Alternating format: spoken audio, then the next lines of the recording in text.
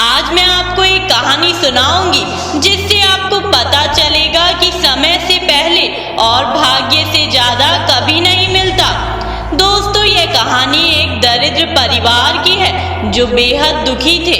एक दिन माता पार्वती जब आकाश मार्ग से कहीं जा रही थी तो उन्होंने यह परिवार की स्थिति को देखकर माता पार्वती को उन परिवार के लोगों पर दया आ गई और माता पार्वती ने भगवान से अनुरोध किया कि प्रभु, आप तो सर्वशक्तिमान हैं, आप इन पंडितों का कल्याण क्यों नहीं करते।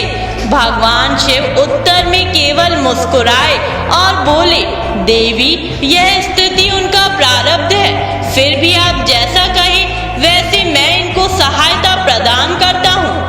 माता पार्वती के कहने पर भगवान शिव उनको एक एक वरदान देने पर राजी हो गए।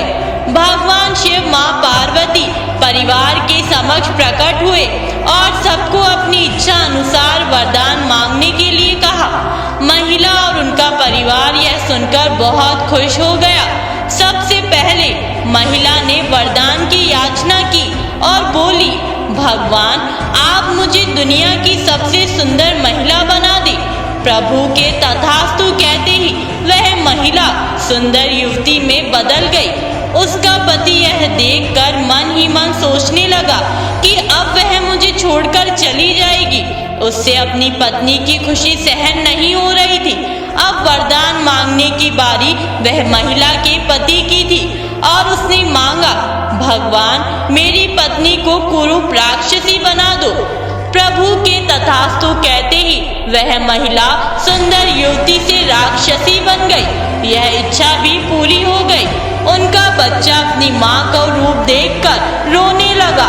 उससे वरदान मांगने को कहा तो वह रोते रोते बोला, भगवान, मेरी माँ जैसी थी उसको वैसा ही बना दो। उसकी माँ का अपने असल रूप में वापस आ गई। तीनों वरदान भी मांग लिए गए पर स्थिति वैसी की वैसी ही रही।